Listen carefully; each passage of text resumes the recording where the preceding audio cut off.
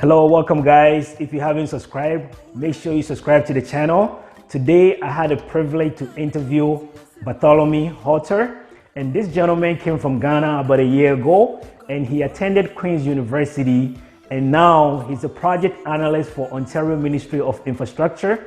And in this interview, I sit down with him to talk about his background, his experience in Canada, and how he wants to translate whatever that he learned from Canada to Ghana. So make sure you watch full interview to support this channel. Thank you.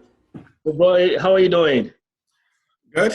You're looking good, man. You're looking good. I love the suit. Thank you. Yeah. So I know we met at the Ghanaian store, specifically the restaurant, and we spoke a little bit, and you told me a little bit about your background, and I also told you about mine, and I think from there we connected. So I have also this new YouTube channel that, it's called Presenting Canada to the World. So the whole basic premises is that, we are introducing Canada to the world, including tourist destinations, also interviewing prominent people that have come to Canada. So I think you fit this criteria very well. So I was very, very excited when you agreed to do this interview. So I just wanted to bring you on. And if you can share some of your experience living in Canada, how you came to Canada, and so forth. So this is what this interview is about today. Okay. Cool. So can you tell us a little bit about yourself? I know you're from Ghana, but can you tell us a little bit about yourself? Yeah. So I was born in a village called Abobonomatre near New Edibiasi. Okay. So I had my basic education over there before I went to Aswansi Technical Institute for my senior high school. Okay. After Aswansi Technical Institute, I went to Hope Polytechnic, now Hope Technical University, to pursue HND in agricultural engineering. Right. After the HND in agricultural engineering, I worked for a while, and I decided to also pursue further education. But this time around, I was specifically looking to pursue entrepreneurship program. And in Ghana, by then, there is no university in Ghana that actually have a program in business management that is related to entrepreneurship.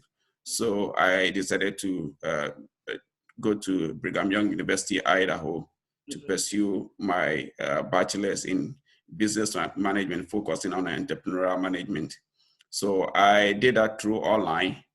And in between that period, I was working with Encantaba Consulting as an assistant project manager, where I work on a small-scale agricultural development project across the country. So you pretty much didn't come to the US, but you did all the courses online in Idaho. Is that right? Yes, I did everything online. Yeah. Wow, that's pretty smart. That's pretty smart. Yeah.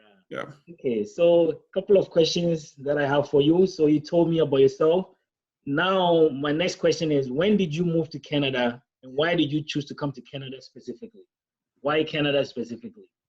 So when I was doing my bachelor's at Brigham Young University, Idaho, I had a strong interest to pursue further education.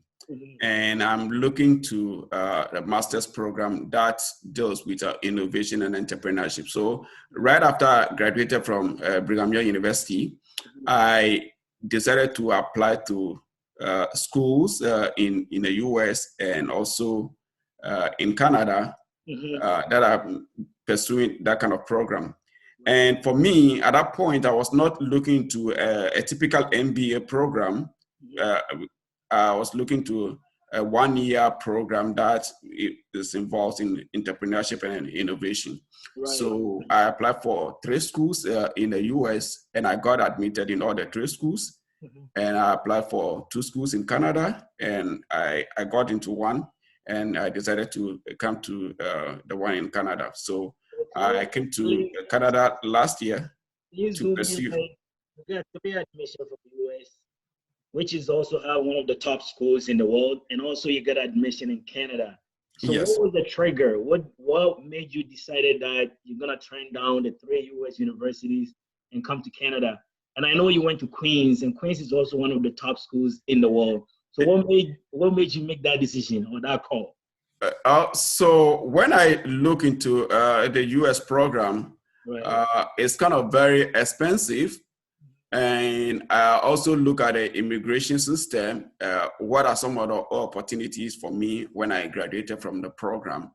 And when I do the cost benefit analysis, I think coming to Canada will be the smartest move for me because when I compare the cost and also look at the whole immigration process, I decided, okay, then I need to come to Canada to pursue my education in Canada rather than going to the US. Excellent. So my next question for you is, now you have talked about your background and why you chose to come to Canada. Can you share with us some of your immigration experience when you were coming to Canada, your application process? And I know you touched a little bit on that, but can you expand on it, the process that you went through to actually get here? Yeah, so many people, when they have admission, they try to use a visa consultant. Right. I did everything myself. Okay. So I put in my application. My first application was rejected Okay. and they denied me. So I have to put in another application where I have to appeal to the embassy and let them know that the denial was just a prejudiced decision because after I paid every thing for my school, Right. they don't have any basis to refuse me the visa. And so when I put in the next application and they grant me the visa and I have to move in. But did it give you any specifics why? Was it a money issue or your credentials? Was there anything specific why they denied you? Yes, so my application was denied on the basis that I don't have enough money. But at that point, I've already paid all my school fees. And I have also shown a bank statement that shows that I have enough money to carry out my studies in Canada. So the reason was not anything that's more concrete, that is just a prejudiced decision that they made. So I have to appeal to the embassy that, look, you don't have any basis to refuse me the visa after I paid everything. Yeah. Also, another question that I want to add to this is that a lot of people approach me and they want to come to Canada. But since you have gone through this process, did you have to take any other courses like English or anything like that to really enhance your application? Because I know coming to do your master's is a little bit different from undergraduate, but did you have to take any additional courses to really enhance your application to get here? Can you elaborate a little bit on that? Yeah, so depending on the program, so what the program that I apply in Canada, there's no requirement for GMAT, right, or GRE. Right. And when it comes to the English proficiency, since I have my undergrad right. in a North American university, Okay. everything was waived for me. So that really helped you. Yep. All right, excellent, excellent. Let's move on to the next question. Okay, so now let's talk a little bit about Queen's University. So can you tell us about your experience in Canada when you were attending the school? And, there's always a mixed review, right, about international students and their experience.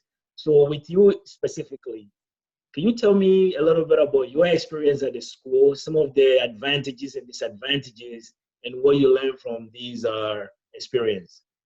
Yeah. So for me, coming to the program, I really know what I wanted to do with my life at that point. Right. So that really gave me a good competitive edge. And also coming to Queen's University was one of the smartest decisions I've ever made. Right. Queen's University is kind of a great university here in Canada and over the world. Right. And going to the Smith Business School, I've met a lot of people. I met Ghanaians. I've met other African students at Queen's University. And the program itself was very good. So I had an opportunity to be able to connect my background, also to learn through the whole process. And in between, I had opportunity to be able to, prove myself or what I can also do coming from Africa. Right. And for me, my specific advice for people that are looking to come to school in Canada, right. First of all, you have to know the kind of program that you wanted to do, and also make sure that you choose a program that will have co-op internship as part of that program, because when you choose a program like that, you have opportunity to be able to intern with a company where you'll be paid whilst you are being interning with those company. And you had the opportunity to also work while you were in school? Yes. So for me, when I was coming here, my mind was not on just coming just to work. I wanted to have the great experience in terms of learning. Right. So I made my budget that will cover me throughout the whole year that my program is going to last. And even if I did not get any job, I can still survive. So that was what I was doing. And so after 5 months to the program, I got accepted into the internship program, and that led to my job offer after the program. Okay, so bro, yeah, so I mean, we spoke about the school and how it prepared you for what you're doing now. So I guess we'll move on to the next question. And can you tell us about how you got your first professional job in Canada and how you got it? Because I know you're working for the ministry now. So how did you get into this field after your program? And if there's any other jobs that you have actually had in the middle before you move to this position you are right now, can you brief us and talk a little bit about it? Okay, so when I came here, my focus was on developing professionally, and that kind of professional development requires a lot of effort. Right. So as I started the program, I decided to volunteer for a startup company, Okay.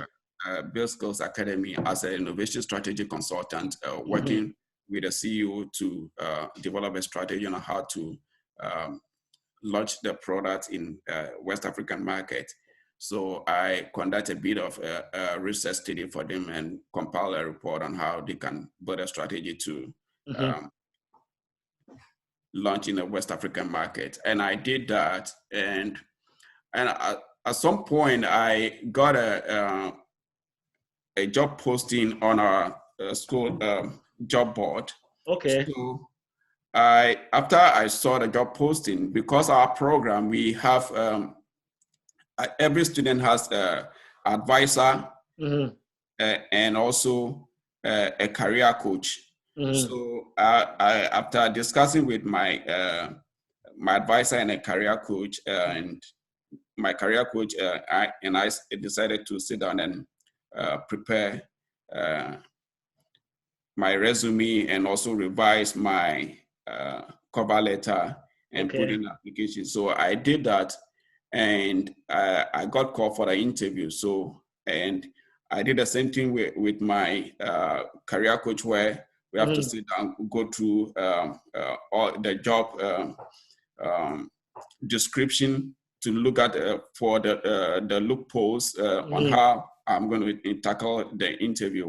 Okay. So I did that, and after I went to the interview, and I was given the internship job offer. So let's stop there for a little bit, because probably this is one of your first interviews in Canada for professional job. How was the interview itself, and your preparation? I know you say you have someone helping you, but how was the interview itself, and being international student trying to look for, how was the interview itself? Can you talk me through the process? The interview itself was an in-person. By then, there was nothing like COVID. So yes, what I did is, first of all, I get to know. I tried to go to LinkedIn to read about the background of the people that will be on the panel. Mm-hmm. And after reading the background, try to find the things that will really connect us. So right. When I went to the interview, I decided to use that one as an important tool to Okay. then, share my ideas on how I qualified as a candidate for that position. Right. Excellent. So you did a lot of background work and a lot of research. And this is what I tell people all the time, right? There's nothing, more than being prepared, over-prepared for an interview. And sometimes you have to go extra miles. And I guess that's exactly what you did. Okay. So this will be another question for you. So what are the 3 advice that you would like to give to people that would like to come to Canada based on your experience? There's 3 advice. If you have more, that's excellent. What would you give to people? Wow. So the first advice that I will give to somebody who is thinking coming to Canada, first of all, you have to know the reason why you wanted to come to Canada. You have to have a specific purpose of coming to Canada. Right. And if you know the reason why you are coming to Canada, that will also will inform you about the kind of process that you have to go through in order to come to Canada. Mm-hmm.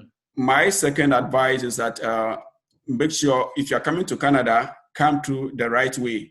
You don't have to come to Canada illegally, because if you come to Canada illegally, you are going to mess up, because the system is designed that you have to have a good documentation in order to survive. Right.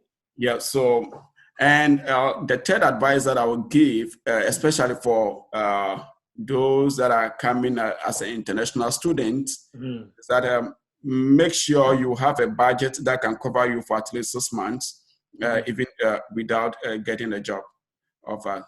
So within 6 months, you should have something that you should be able to live on, so that you don't get stranded as soon as you enter into Canada. Okay, so just 2 additional questions. This is for me. Is Canada a good country so far? Is it a good country? Canada is a great country. Multicultural. The people are so nice. Mm-hmm. You go to everywhere, you meet good people. Right. Everything in Canada is great. Yeah. I prefer to live in Canada than to go to the US. Yeah, I don't want to go there, but I think excellent advice to the people that are watching the show. Canada is a really great country, and I think you hit on the nail about the multiculturalism, friendship, and all of that. Now, the last question that I have is, do you have any plans on going back to Ghana? Because I know most of us in the diaspora, the goal is that to be able to come here, learn as much as we can, and also go back and help the motherland. So what is your take on this one? Yeah, so I really have plans to go back to Ghana, because if you look at the chart on my background, this is a startup project that I'm currently working on with some other friends in the US. Right. So at some point, when everything get on hold, we are going to at least try our very best to start doing something in Ghana and other part of Africa. Then I will definitely move to Ghana. Yeah. Bro, yeah, I think that's all it's all about. We all have the same goals and same. I think there are a lot of opportunities in Africa and Ghana as well. There are a lot of opportunities in Ghana and other part of Africa that we all need to go back and contribute our quota to the development of our continent. I agree, 100%. That is something that I am really passionate about. Yes. Yep. Yeah, I agree. And as I said, no, it doesn't matter how long I lived here. That's also a burden on me to also go back and help the motherland. So, brother, thank you very much. You have any question for me or anything else that you'd like to discuss? Very great interview. I don't have anything. I think thank you for this opportunity. No problem, sir. God bless you and enjoy the rest of your day. All right. Thank you. Bye. Connect. Bye.